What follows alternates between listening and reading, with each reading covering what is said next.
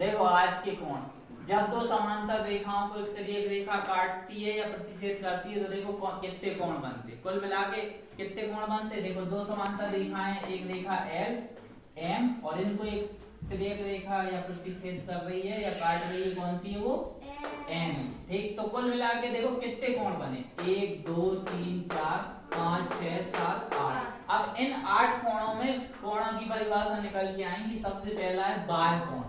बाह्य कोण कौन सा कोण कहलाता, जब दो समान या असमान रेखाओं को एक तिर्यक रेखा काटती है तो उसमें बाहर बने कोण, बाहर कौन से बन रहे, जे बाहर है और जे बाहर है और जे बीच का अंदर है। ठीक, तो बाहर वाले कोण कौन से कोण कहलाते, बाह्य कोण कहलाते हैं। ठीक, ये दो समांतर रेखाओं को काट रही, 1 और 2 बना था और 7 और 8 बनी थी। इस चित्र में हमने नाम लिख दिए सबके। अब तिर्यक रेखा समांतर रेखाएं, असमांतर रेखाएं भी होंगी, हो सकती, एल एम आपस में बराबर नहीं है, समांतर नहीं है।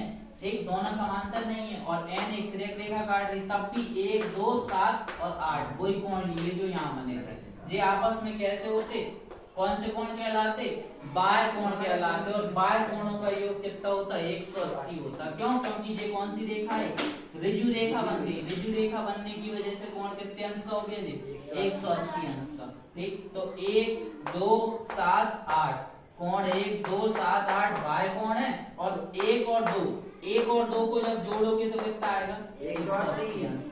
7 और 8 को जोड़ोगे तो कितना आएगा, 180। क्यों आएगा जी, कौन से कोण है, बाह्य कोण होने की वजह से। ठीक, तो बाह्य कोण हो गया। इसके बाद आ जाओ दूसरा, अंतःकोण। जब दो समांतर व असमांतर रेखाओं को एक तिर्यक रेखा काटती है तो उसमें उसके अंदर के कोण, अभी कौन से कोण थे, बाहर के, अब कौन से कोण है, अंदर के कोण। अंदर के कोण कौन से है, इस आकृति में थे 3 4 6 5, 3 4 6 5। अंदर के कोण अंतःकोण कहलाते। अगर असमान भी है तब भी देखो 3 4 6 5, ये कौन से कोण कहलाते, 1 3 4 5 अंतःकोण है। ठीक, तो अंतःकोणों का योग भी 180 होगा। देखो ऋजु रेखा है, सीधी रेखा, अरे सीधी रेखा ऐसी भी है तो भी 180 बनेगा, बनेगा कि नहीं बनेगा, ऐसी हो जाए तब भी कोण कितने अंश का होगा, 180 अंश का होगा जब कोई रेखा प्रतिच्छेद करेगी। ठीक, तो इनका योग भी कितना होता, 180। कोण 3 और 4 जब जोड़ोगे तो कितना आएगा, 180। 6 और 5 जोड़ोगे तो कितना आएगा, 180। तो एक अंतःकोणों का योग कितना होता, 180। इसके बाद तीसरा कोण है संगत कोण। ये दो कोण जरूर ध्यान से देखना, संगत कोण और एकांतर अंतःकोण। संगत कोण क्या होता, जब दो समांतर रेखाओं को एक तिर्यक रेखा काटती है, जब दो समांतर रेखाओं को, अब रेखाएं कैसी होंगी, समांतर होंगी, असमान नहीं होंगी, तब ये कंडीशन लगेगी बराबर वाली। अगर असमान होंगी तो बराबर नहीं होंगे। देखो कैसे, जब दो समांतर रेखाओं को एक तिर्यक रेखा काटती है तो समांतर रेखा तथा तिर्यक रेखा के एक ही ओर के बने कोण, दो समांतर रेखा तथा तिर्यक रेखा के एक ही ओर के, एक ओर इस तरफ है एक ओर इस तरफ है, एक ही ओर के बने दो कोण, जिसमें एक बाह्य कोण हो गया और एक अंतःकोण हो गया। एक बाह्य कोण और एक अंतःकोण संगत कोण कहलाते हैं। नोट, संगत कोण की माप आपस में कैसी होती, बराबर होती है। कब होती बराबर, जब रेखाएं कैसी हो, समांतर हो। ठीक, दोनों रेखाएं आपस में समांतर हो तभी एकांतर अंतःकोण आपस में, संगत कोण आपस में कैसे होते, बराबर होते। अगर एक रेखाएं समांतर नहीं है तो संगत कोण 1 और कौन सा कोण, 5, 1 और 5 आपस में बराबर नहीं होंगे। बराबर तभी होंगे जब कैसी होंगी रेखाएं, समांतर होंगी। ठीक, ये वाला नोट तभी काम करेगा जब रेखाएं कैसी होंगी, समांतर होंगी। जब रेखाएं समांतर नहीं होंगी तो 1 और 5 आपस में बराबर नहीं होंगे। इसी तरीके से 4 और 8 आपस में बराबर नहीं होंगे। संगत कोण बराबर तभी होंगे जब रेखाएं कैसी होंगी, समांतर रेखाएं होंगी, बराबर नहीं समांतर रेखाएं होंगी। ठीक है, तो एक किसके बराबर होगा, 5 के, एक 5 के और 4 8 के और 2 6 के और 3 7 के। किस लिए बराबर होंगे? क्योंकि ये कौन से कोण है? संगत कोण। संगत कोण आपस में बराबर होते, लेकिन कंडीशन क्या है कि रेखाएं कैसी होंगी? समांतर होंगी। अभी ये संगत कोण तो कहलाएंगे 1 और 5, संगत कोण तो होगा 1 और 5, लेकिन बराबर नहीं होगा। बराबर नहीं होगा, संगत कोण तो होगा लेकिन बराबर नहीं होगा। बराबर तभी होगा जब रेखाएं कैसी होंगी? समांतर होंगी। अब आ जाओ इधर, अगला एकांतर अंतःकोण। एकांतर अंतःकोण क्या होता?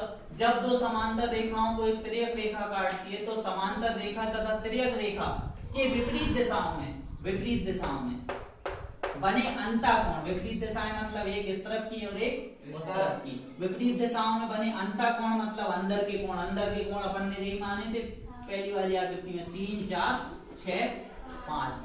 विपरीत दिशाओं में बने अंतःकोण। अंतःकोण आपस में बराबर होते हैं। अंतःकोण एकांतर अंतःकोण कहलाते हैं।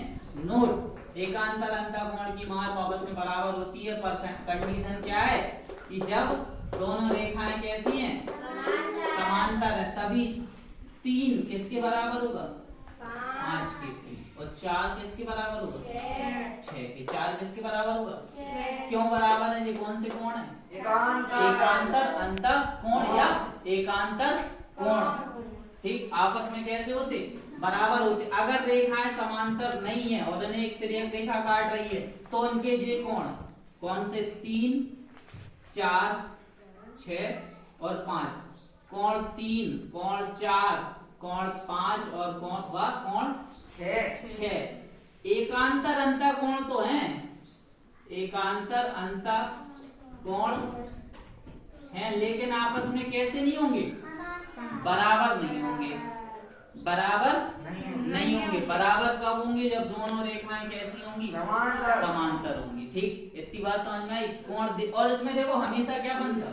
एक जेड बनता। देखो ध्यान से देखना, एक जेड बनेगा और एक उल्टा जेड। देखो इसको देखना ध्यान से, बना जेड, बना जे और जे आपस में कैसे होंगे? बराबर होंगे। उल्टा जेड भी बनता, देखो